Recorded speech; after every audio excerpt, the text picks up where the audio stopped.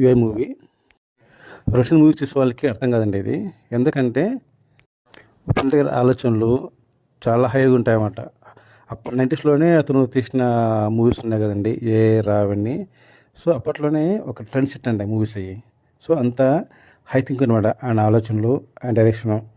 So ఈ UI movie వచ్చేసి చాలా ఎక్సలెంట్గా ఉంది. అర్థం కావాలంటే చాలా మందికి అర్థం కాదండి మోస్ట్లీ. ఎందుకంటే అప్పుడు ప్లస్ మూవీస్ అర్థమవుతాయి అనమాట.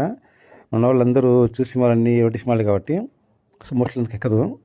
అంటే ఈ సినిమా విషయం ఏంటంటే నేను చెప్తున్నాను వినండి. మనిషి బ్రెయిన్ ఎలా ఉంటుంది, ఆలోచన ఎలా ఉంటాయి అనేది చూసామాట ఈ మూవీలో. ఇందులో వచ్చేసి 2 క్యారెక్టర్స్ చేశారండి ఉపేంద్ర గారు. ఒకరు సత్య క్యారెక్టర్ అనమాట, ఇంకోటి వచ్చేసి కల్కి క్యారెక్టర్ అనమాట. ఈ 2 క్యారెక్టర్ వెర్షన్ చాలా బాగా తీశారండి. సత్యాన్ని బంధిస్తారనమాట ఒక రూమ్లో. అంటే అది రూమ్ కాదనమాట, అంటే బ్రెయిన్ అనమాట. మన బ్రెయిన్లో ఆలోచన ఎలా ఉంటాయి అనేది బయటకు వస్తాం తెలియదనమాట. సో అలా రప్పించడానికి ట్రై చేస్తారనమాట కల్కి. ఇది పాయింట్ అనమాట. మనం ఏమంటే అది రూమ్ కాదండి అది. అంటే మన బ్రెయిన్లో ఆలోచనలు మనం బయటకి తన్నేస్తే మనము బయట రాగలము ఆలోచన నుంచి అనేది చూస్తారనమాట. కల్కిగా ఉన్న ఉపేంద్ర బయట చేస్తారనమాట కొన్ని పనులు. అంటే అవి నచ్చవు అనమాట. అంటే అది చెడుకు దారి తీసాయిని చూపిస్తారు సపోర్ట్ చెడుగా. సత్య క్యారెక్టర్ వచ్చేసి అంటే మంచి ఆలోచనలో కూడిన క్యారెక్టర్ అనమాట. అంటే సొసైటీలో మంచి చూడాలని అతని కోరిక అనమాట. అతని మైండ్లో ఎన్నో ఆలోచన ఉంటాయన్నమాట. సో అన్నీ బయటికి తన్నేసి మంచి మార్గంలోకి వెళ్ళాలి అని చూపించే విధంగా పెట్టారన్నమాట ఆ క్యారెక్టర్ని, సత్య క్యారెక్టర్ని. కల్లి క్యారెక్టర్ వచ్చేసి మాస్ ఎలివేషన్ అనమాట. కానీ సత్య క్యారెక్టర్ వచ్చేసి సాఫ్ట్ అనమాట. అంటే సోషల్లో మంచి చూడాలని చెప్పి సత్య క్యారెక్టర్. సో ఆలోచన బయటకు వచ్చేలాగా చేస్తారనమాట. సో లాస్ట్ని బయటకు వస్తారనమాట ఆలోచన నుంచి. అప్పుడు అతను ఏమవుతుందంటే అంటే సత్యాన్ని జయించవచ్చు అని చూపిస్తారనమాట. ఇది ఈ సినిమాలో ఉన్న ఎక్స్ప్రెషన్ అనమాట. ఇది మోస్ట్లీ అర్థం చాలామందికి. మన మైండ్లో ఉండే ఆలోచనలన్నీ ఇందులో పెట్టారనమాట. అంటే అతను చూపిస్తారు తెర మీద ఇట్లా ఉంటాయని. అంటే మన మైండ్లో ఉన్న ఆలోచనలను బయటకు పంపిస్తే మనము ఏమైనా చేయగలము, సాధించగలమని చెప్పి మూవీ యొక్క ఎక్స్ప్రెషన్ అనమాట. సో ఈ విధంగా చేశారు డైరెక్టర్ గారు. అంటే అందుకని ఆల్మోస్ట్ అర్థం చాలామందికి. కానీ సినిమా వెళ్తున్నారు. సినిమా వచ్చేసి చాలా బాగుంది.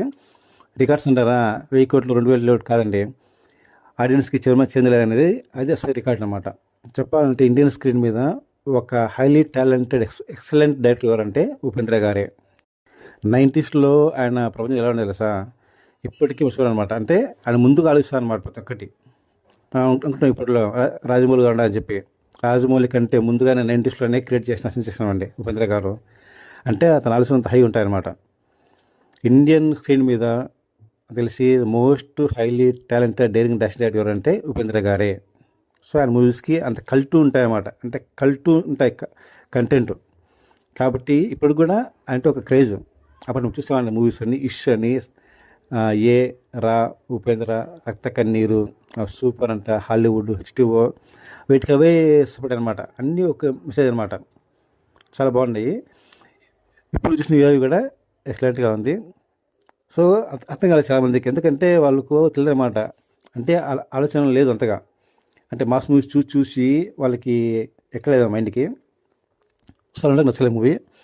కానీ మైండ్ పెట్టి చూస్తే నచ్చామంటే ఇది ఒక మైండ్ బేస్ మూవీ అనమాట. మన మైండ్లో ఆలోచన బయట పంపిస్తే మనం చేయగలము అని చూపిస్తామన్నమాట. సత్యాన్ని మనము జయించుకోవాలని చూపిస్తారన్నమాట ఉపేంద్ర గారు. అది ఆ స్క్రీన్ చూపించారు. సో ఆల్మోస్ట్ ఆల్ మూవీ చాలా బాగా రన్ అయింది. ఇదనమాట ఉపేంద్ర గారి తీసిన UI. And he's universal hero and director also. Indian screen మీద ఇంత హైలీ టాలెంటెడ్ డైరెక్టర్ లేరనేది వాస్తవం. ఇప్పుడు కూడా మనం అనుకోవచ్చు రాజమౌళి కంటే ఎక్కువ. రాజమౌళి ఇప్పుడు వచ్చాయండి, ఉపేంద్ర గారు వచ్చేసి ఇప్పుడు వచ్చాను అనమాట. అంటే ముందు ఆలోచిస్తాను అంత హైలీ టాలెంటెడ్ ఎక్స్పర్ట్ డైరెక్టర్ మన ఇండియన్ స్క్రీన్ మీద నాకు తెలిసి. కాబట్టి యూఐ మూవీ అర్థం కాని వాళ్ళకి ఇది వీడియో చూస్తే తెలుస్తుంది స్టోరీ ఏంటి అనేది. థ్యాంక్ యూ అండి.